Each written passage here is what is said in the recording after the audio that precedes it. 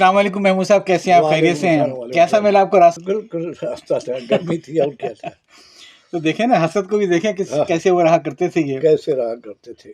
آپ کی پہلی قسمیں بڑی مزدار تھی، اور آپ نے حسد صاحب کی شخصیت کے کئی پہلو ایسے بتائے جو واقعی میری نظر بالکل نہیں تھے یہ۔ اور وہ ان کی جو بات تھی کہ صاحب شاعری آدمی کرتا ہی نہیں جب تک عاشقی نہ کرے۔ میں آپ سے پوچھنا بھول گیا کہ ان کا عشق حقیقی تھا کہ مجازی تھا؟ خیر، آج میرا خیال ہے ہم تقریباً اس کو ختم کر رہے ہوں گے۔ ختم کریں گے۔ چلیے بسم اللہ کریں۔ آج سے 50 سال پہلے ہوں، بڑے مزاح نگار صحافی افسانہ نگار تھے ابراہیم جلیل صاحب، جی ہاں جی ہاں جی، پہاڑ تلے۔ پہاڑ تلے، اور بہت سارے ان کا وغیرہ وغیرہ بھی بعد میں کالم کا آتا تھا۔ کئی کتابیں بھی ہیں ان کی۔ تو ان کی کتاب ہے آسمان کے باشندے۔ اچھا، اس میں ان کا خاکہ لکھا ہے حسد صاحب کا کہ دیسی کپڑے کی 2 شیروانیاں، کھدر کے 2 جوڑے قمیص پاجامہ، 1 ٹوپی، 1 جوتا، 1 بستر، ایمان کی روشنی سے جگمگ دل، ناقابل فروخت ضمیر اور ہمیشہ سچ بولنے والی زبان۔ یہ حسرت موہانی کا نہایت مختصر اور نہایت مکمل تعارف ہے۔ صحیح۔ حسد صاحب نے جو راستہ اختیار کیا وہ راستہ نیا نہیں ہے، بلکہ ان کا اپنا دریافت کردہ بھی نہیں ہے۔ اچھا، بلکہ یہ غریب انسان کی عظمت کا ہی راستہ خدا کے سب سے پیارے بندے حضور صلی اللہ علیہ وسلم کے مقدس قدموں سے پھوٹا تھا۔ اس کو چاروں خلفائے راشدین نے طوالت عطا کی، اور میں نے اپنی زندگی میں اس راستے پر صرف مولانا حسرت کے سوا کسی اور کو گامزن نہیں دیکھا۔ یہ ابراہیم جلیل صاحب کا کہنا تھا۔ ابراہیم جلیل، جی، ان کا راستہ گھر کی طرف کم جاتا تھا، ان کا راستہ مسجد کی طرف جاتا تھا، کسی عوامی جلسے کی طرف جاتا تھا، یا پھر جیل خانے کی طرف جاتا تھا۔ اس زمانے میں جیل میں اعلیٰ کلاسیں نہیں ہوتی تھی، جی ہاں، سیاسی قیدیوں کو سخت مشقت اٹھانی پڑتی تھی، ہاں، لیکن مولانا کا حوصلہ اتنا بلند تھا، اتنی بلند قید فرنگ کی دیواریں تھیں، ان کا حوصلہ اتنا بلند تھا کہ اتنی قید فرنگ کی دیواریں نہ تھیں۔ ان کا ارادہ مضبوط تھا، اتنا مضبوط کہ وہ لوہا بھی نہ تھا جس کی سلاخیں ان کی کال کوٹری پر لگی ہوتی۔ مولانا کو 2 چیزیں بہت پیاری تھی، جی، آزادی اور اردو غزل۔ جیل کے اندر ہوتے، چکی پیستے اور غزل کہتے۔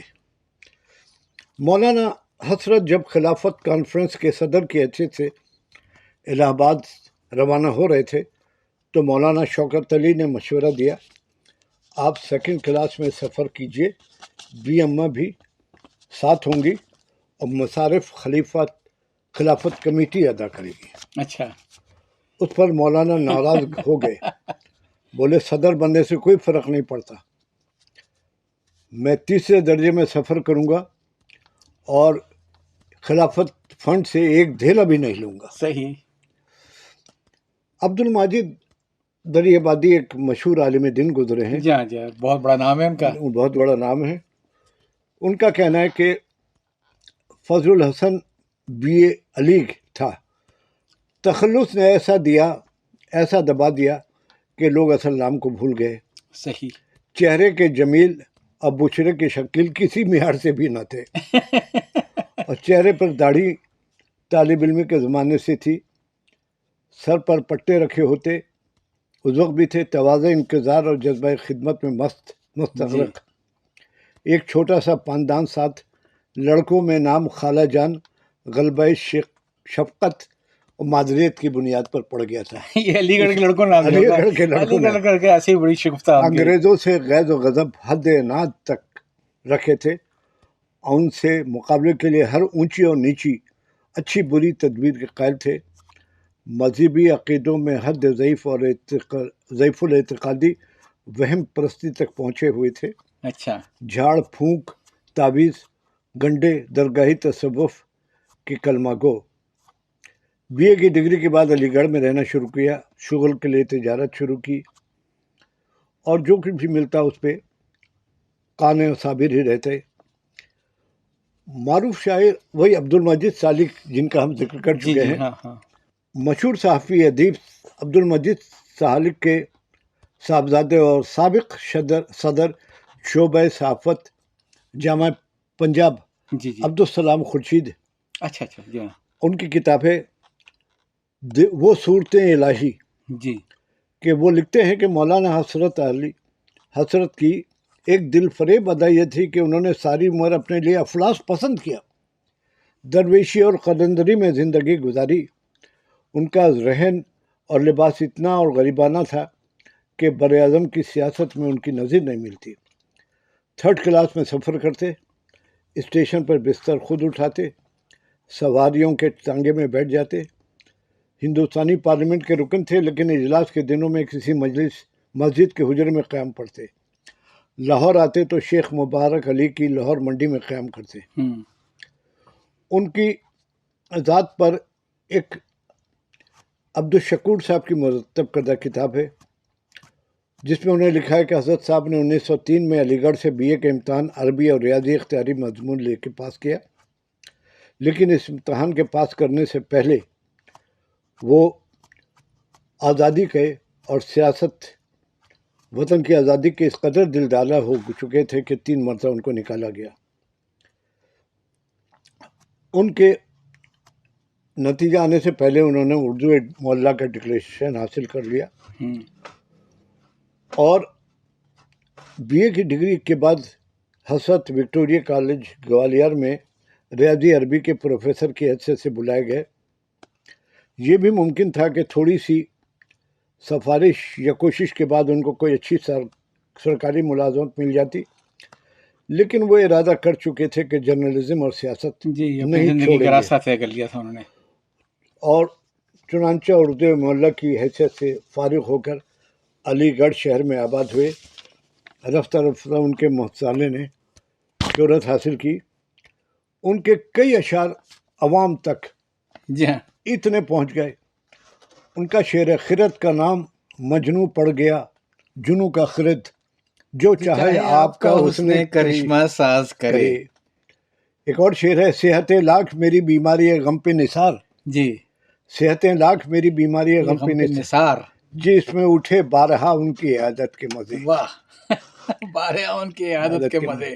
اے شوق کی بے باکی تیری وہ کیا خواہش تھی، ہاں یہ بھی زمانی شعر ہے۔ ہاں اے شوق کی بے باکی وہ تیری کیا خواہش تھی، جس پر انہیں غصہ ہے انکار بھی حیرت بھی، غصہ ہے انکار بھی حیرت۔ اور ان کی ایک بڑی عاشقانہ غزل ہے: لایا ہے دل پہ کتنی خرابی، لایا ہے دل پہ کتنی خرابی، اے یار تیرا حسن شرابی، اے یار تیرا حسن شرابی، اور اس نازنی نے با وصف عصمت، اس نازنی نے با وصف عصمت، کی وصل کی شب وہ بے حجابی۔